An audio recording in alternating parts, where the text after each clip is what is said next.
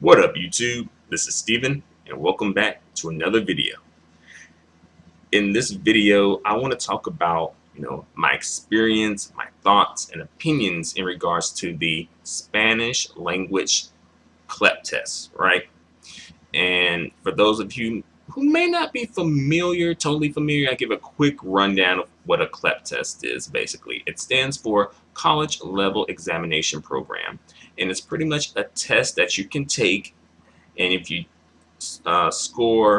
if you achieve a certain score, you'll receive college level credit, depending on the particular college you are attending or plan on attending, right? So for this video, I'm talking more so about the Spanish language CLEP test. And I took the Spanish language CLEP test back in around summer of 2006. I think probably around July of 2006, right?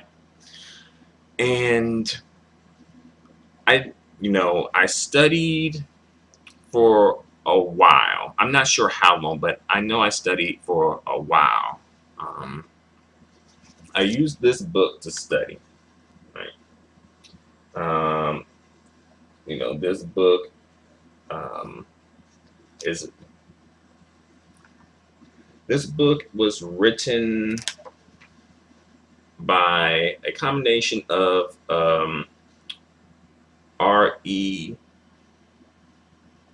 or the Research and Education Staff, pretty much the organization that published this book, right?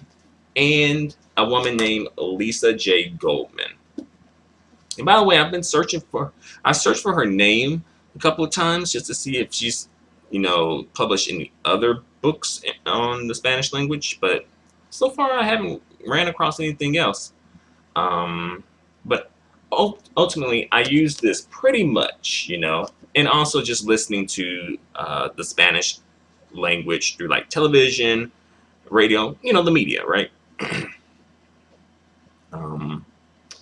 And this book, this particular edition of the book was published back in 1998, and it came with CDs so that you could do like a practice test for the listening portion of the exam as well.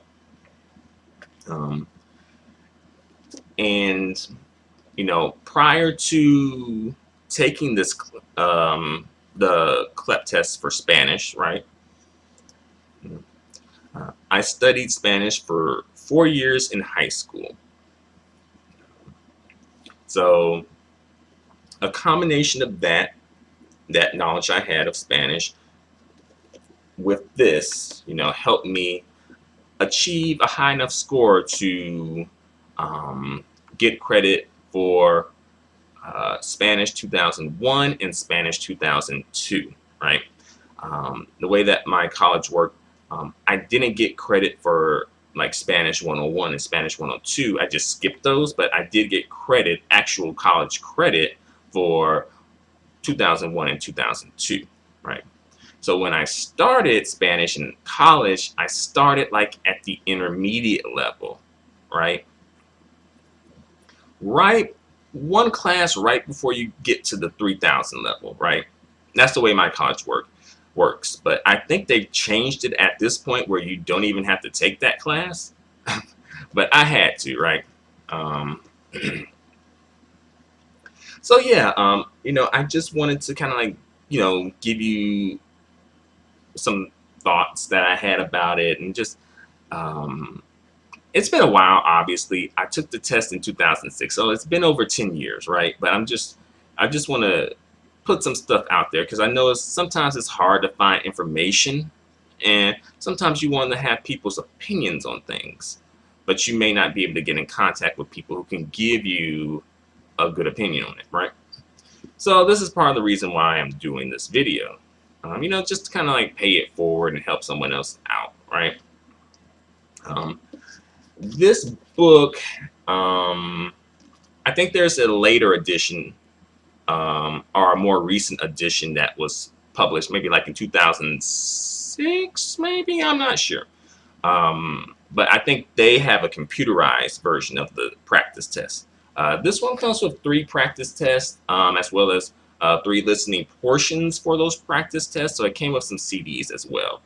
Um, and I will say that kind of like the test in the book, in the study book that I used, were probably harder than the test in actuality. I mean, the test in reality was challenging. I did find it a challenge. I was going across the internet recently just to do a little research about this before I did this video, and I heard some people saying, "Oh, it's easy. Oh, la la la." But for me, it was a challenge. Maybe those people had like a lot of experience with the Spanish language prior to this test. I mean, I had 4 years of Spanish in high school, but I guess, people could probably argue that Spanish in high school is pretty basic, but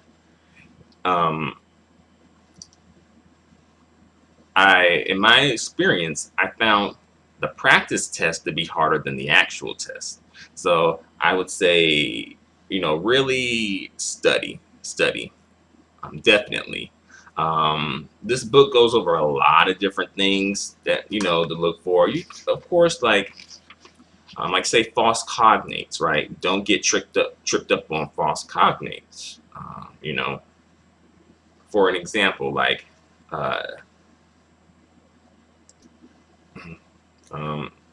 the word like asistir, right? You may look at it and think, oh, it means to assist, but it actually means to attend, something like that. As well, kind of like know the difference. Like some words are masculine, but they end in an A, like say el programa, el problema. What else? El tema, el drama,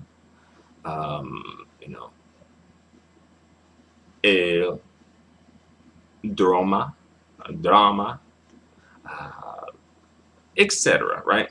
So watch out for that. The articles, right? Because some words end in O but are feminine, like la foto, la moto, la mano, etc. And then there's some words that are like both masculine and feminine, like say el cometa, la cometa. And el cometa is a comet, while la cometa is a kite, right? So you have to watch out for that too. Vocabulary. Know vocabulary. I think that's important because they're going to test your vocabulary, and they're going to test it in a roundabout way that's not really direct. Like in the way that they ask the question, they'll test your vocabulary, right? Because in this passage or the sentence that you'll read, it'll be like, oh,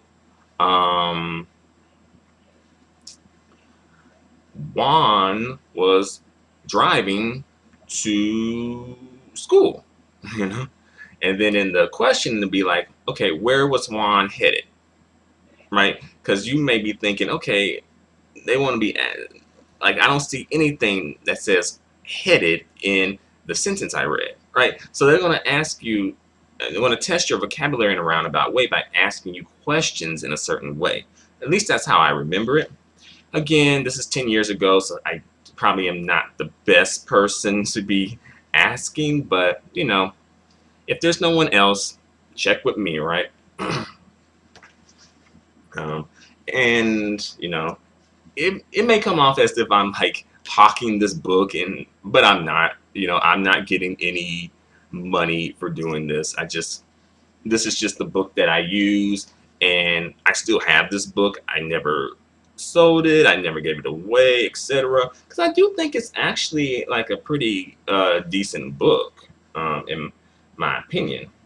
Some people complain that it had too much of an English influence. The lady who wrote it seems like she's not like a Latina or Española, but I still thought it was a a good book, and it helped me tremendously, to get credit, college credit without having to take college courses as well.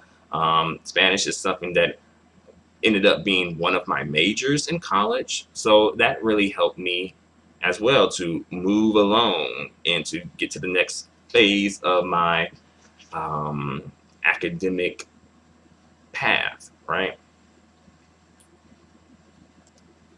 You know, but this book goes over a lot of different topics. Um, of course, the typical, like, the alphabet, rules for stress, syllable division, articles, gender, number, adjectives, comparison of adjectives and adverbs, present indicative, preterite and imperfect, future and conditional, formation of compound tenses, the present participle, reflexive pronouns, the infinitive, formation of the subjunctive, commands, formal and familiar, the subjunctive, the uses, conjugations of ser and a star, pronouns, object pronouns, gustar, demonstratives, objective slash pronouns, neuter form, relative pronouns, affirmatives and negatives, interrogatives, the personal you know, possessives, the passive voice, measures of time, telling time, hacer with expressions of time, age, weather expressions, cardinal and ordinal numbers, dates, arithmetic signs, math signs, uh, collective numerals, fractions, and then at the end there's a vocabulary section that really pretty much just gives you a whole like some words that you should know, and there's also a glossary that comes with the book too. So if you're maybe like, oh, I don't know what to use, I would recommend this book, me personally. I'm not sure if the book is still in print, but I'm pretty sure you can get a used copy. And according to the website, the CLEP website, the way that the test is broken down is going to have like a listening portion and like a reading comprehension portion. I remember, I'm not sure which one I did first though. I feel like I did the reading portion first and then did the listening portion, but it may have been the other way around. It's been a while. My apologies. um, but it's going to be like 15% listening. And I'm just reading off of the website at this point, so this is probably information you may know, but rejoiners, listening comprehension through short oral exchanges, and then 25% listening with dialogues and narratives. So the listening portion is going to be about 40% of the test. You're going to be doing the listening comprehension and listening and response portion. And the the other 60% is going to be reading.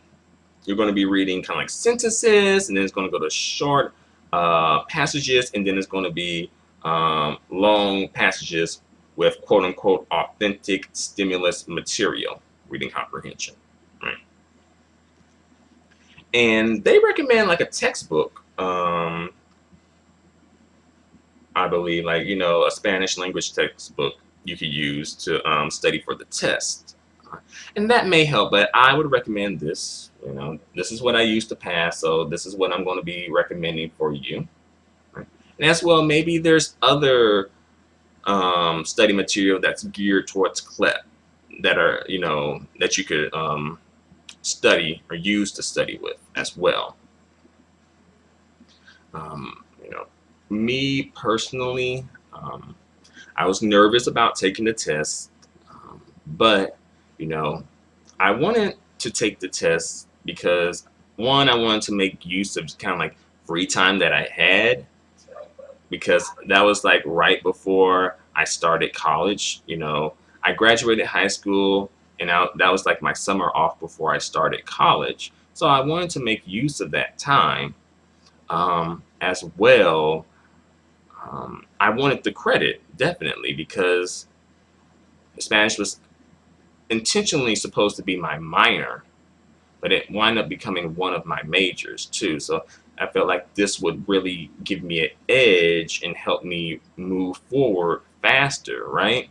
And ultimately, it was like something that kind of helped, you know, probably change my life to an extent. I know that kind of sounds a little corny, but it did sort of like, it kind of changed things around for me, because maybe if I hadn't have done this test, I may have just ended up minoring in Spanish instead of majoring in Spanish, perhaps. Because I may feel like, well, I'm taking too many classes, you know, I'm going slow, you know, stuff like that. You know, and I've also taken, or I've also have taken, I took and passed the microeconomics exam, the macroeconomics exam, and the sociology exam.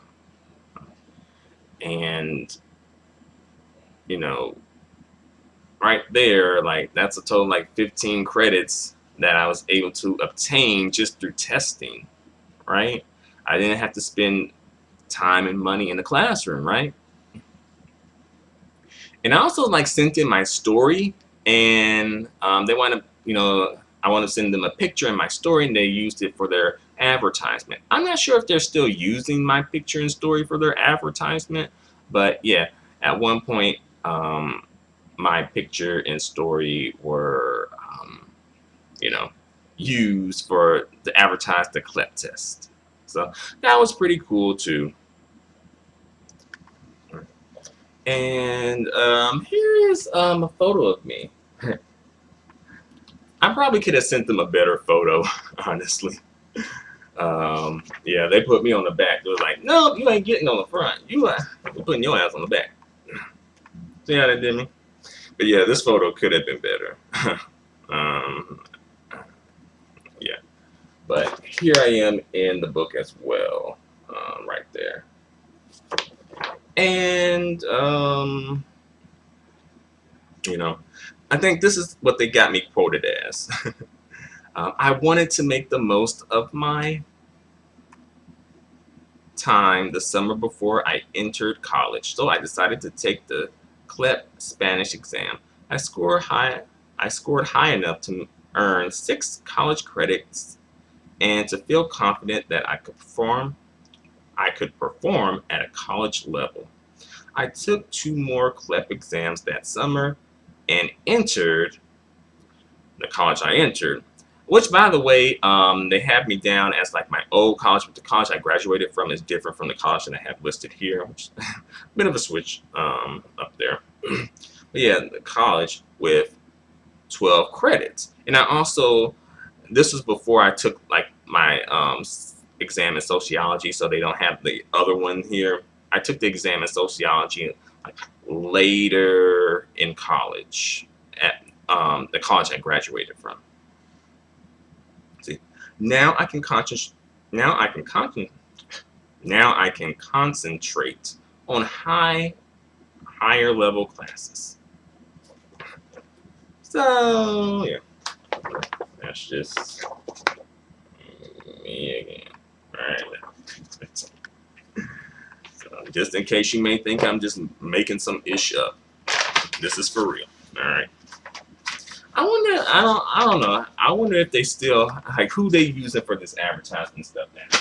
That's what I want to know. Sure. Yeah, I guess this is the back of the book if you're interested, and I guess the side of the book if you're interested.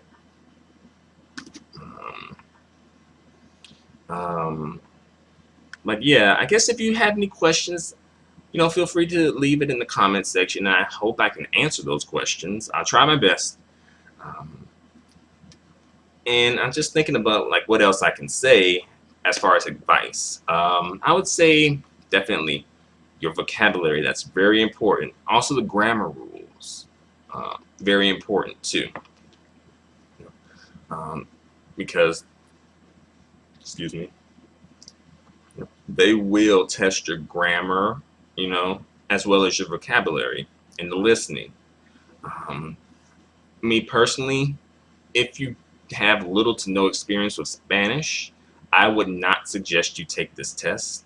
Um, you may end up just studying and going into the test and not doing well, or either you'll just have to study a lot to the point where it's like, well, I might as well have taken the class, you know. And as well, do practice tests. Definitely do the listening portions, especially. I think that's probably going to be the toughest thing, is the listening portion. And this test or this book also comes with practice portions for each lesson. Like when you do Sarah and the Star, for instance, or for example, at the end of that lesson, it'll have questions that you can answer and test your knowledge on. And it does that for pretty much every section. Like, present tense conjugations. At the end of that lesson, you'll have a quiz. Each lesson kind of ends with a quiz, pretty much. And they have like a cool list of false cognates to look for. Like la are al la arena. La arena. Like the sand, you may think it's arena, but it's actually the sand.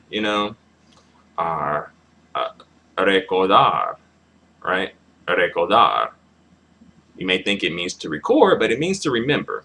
It's a cool list of false cognates, and it also breaks down those Spanish words that are like, how in Spanish there's like more than one way to say a certain thing, like say saber versus conocer, and you can't use them interchangeably. Like Sarah and a Star, you can't use them interchangeably most of the time. So it has like, those type of words too, like, oh, to move, mudarse versus moverse, right? To work, trabajar versus funcionar. To play, jugar versus tocar, etc., right? Those things, And I think that's a cool breakdown as well. And then the vocabulary, they give you different idioms to use, or that you can use and that you should know, like hacer el papel de, to play the role of, or